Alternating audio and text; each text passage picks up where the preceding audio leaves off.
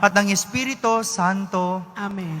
Ang pagpapala ng ating Panginoong Hesukristo, ang pag-ibig ng Diyos Ama, at ang pagkikipagkaisa ng Espiritu Santo naway sumainyong lahat. At sumaiyo. Kaya't aminin natin ang ating mga kasalanan upang tayo maging marapat gumanap sa banal na pagdiriwang.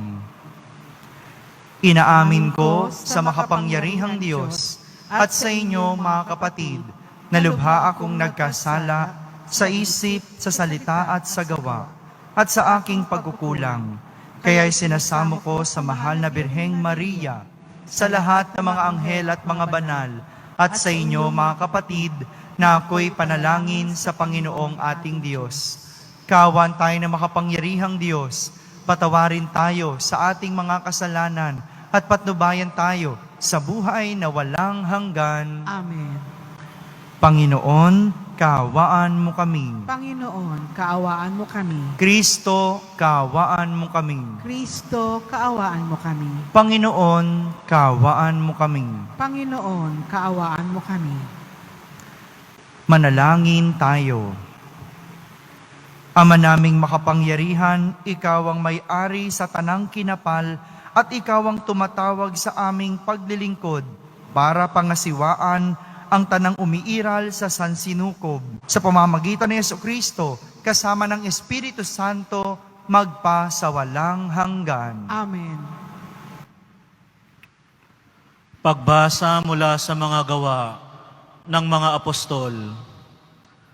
Noong mga araw na iyon, minabuti na mga apostol ng matatanda at ng buong simbahan na pumili ng ilan sa kanila upang suguin sa Antioquia, kasama nina Pablo at Bernabe.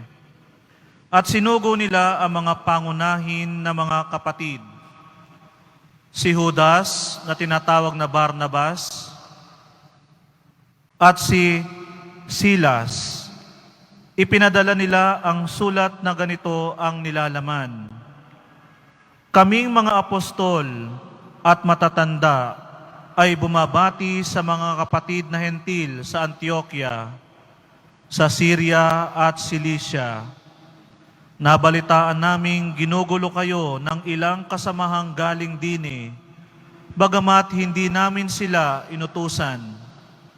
Di umano'y binabagabag kayo sa pamamagitan ng kanilang sinasabi. Kaya't napagkaisahan naming magpadala sa inyo ng mga sugo. Kasama nila ng ating minamahal na Bernabe at Pablo, na di nag-atubiling itaya ang kanilang buhay sa paglilingkod sa ating Panginoong Hesukristo. Sinusugo nga namin sa inyo sina Judas at Silas upang ipaliwanag sa inyo ang nasasaad sa sulat na ito. Sa udyok ng Espiritu Santo, ang naging pasya namin ay huwag na kayong atangan ng iba pang pasanin, maliban sa mga bagay na talagang kailangan. Huwag kayong kakain ng anumang inihandog sa mga Diyos-Diyosan, ng dugo at ng hayop na binigti. Huwag kayong makikiapid. Layuan ninyo ang mga bagay na ito at magpapabuti kayo. Paalam. Pinayaon ang mga sugo. Pagdating sa Antioquia, tinipon nila ang mga kapatid at ibinigay ang sulat. Pagkabasa sa liham, ang mga tao'y nagalak dahil sa kanilang narinig. Ang salita ng Diyos. Salamat sa Diyos.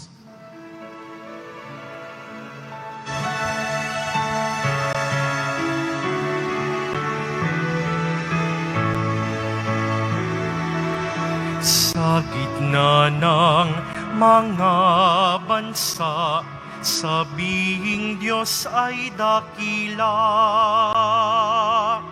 Sa gitna ng mga bansa, sabihing Diyos ay dakila. Nahahanda ako, O Diyos, ako ngayon ay handa na. Purihin ka at awitan ng awiting masisigla. Gumising ka, katawan ko, gumising ka, kaluluwa. Gumising ka at tugtugin mo, yaong lumang lirat, alpa. Tumugtog ka at hintayin ang liwayway ng umaga. Sa gitna ng mga bansa, sabihing Diyos ay dakila. Sa gitna ng mga bansa, kita'y pasasalamatan. Poon, ika'y pupurihin sa gitna ng mga hirang. Pag-ibig mong walang maliw ay abot sa kalangitan. Nadarama sa itaas ang lubos mong katapatan. Ihayag mo sa itaas ang taglay mong kabantugat. Dito naman sa daigdig ay iyong kaningningan. Sa gitna ng mga bansa, sabihing Diyos ay dakila. Sa gitna ng mga bansa, sabihing Diyos ay dakila.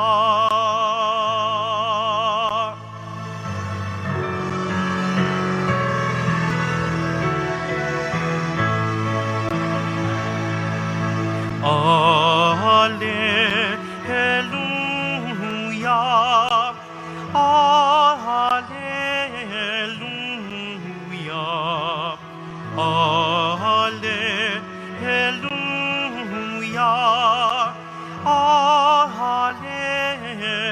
Alleluia.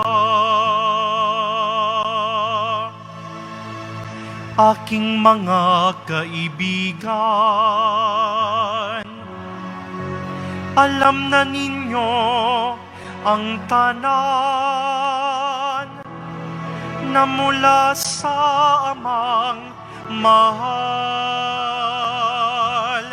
Alleluia, Alleluia,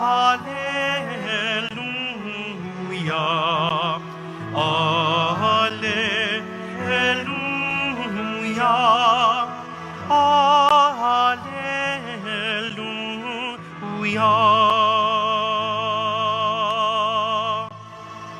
Sumainyo ang Panginoon. At sumaiyo rin. Ang mabuting balita ng Panginoon ayon kay San Juan. Papuri sa iyo, Panginoon.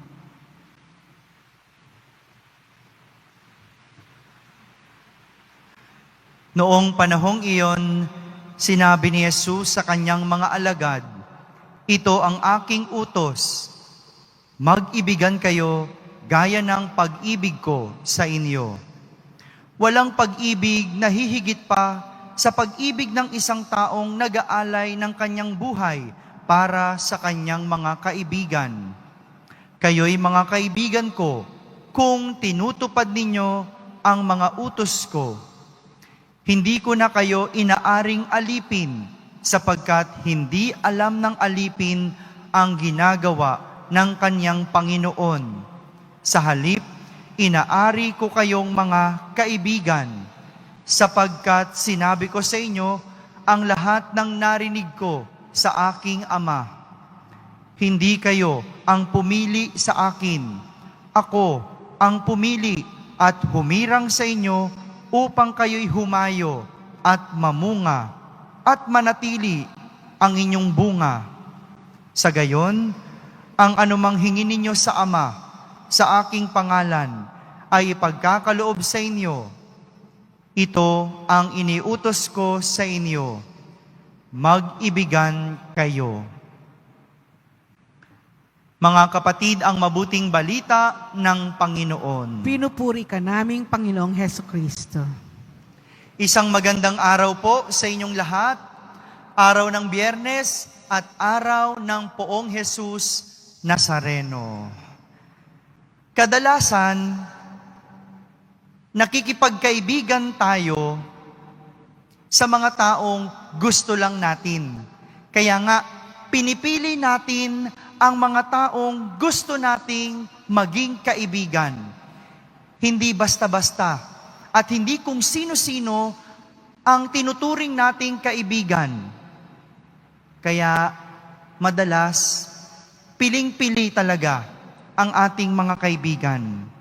Maaring binabase natin ito sa palagayan ng loob o kaya naman interes o di kaya personalidad o buti ng isang tao. Ganito tayo kung mamili ng kaibigan. Dahil para sa atin, ang kaibigan ay isang taong mapagkakatiwalaan at masasandalan. Hindi ito kakaiba sa idea ni Jesus ng pakikipagkaibigan. At ito ang ating narinig sa ating ebanghelyo. Para sa Kanya, itinuturing niyang kaibigan ang isang tao dahil sa tatlong pamantayan.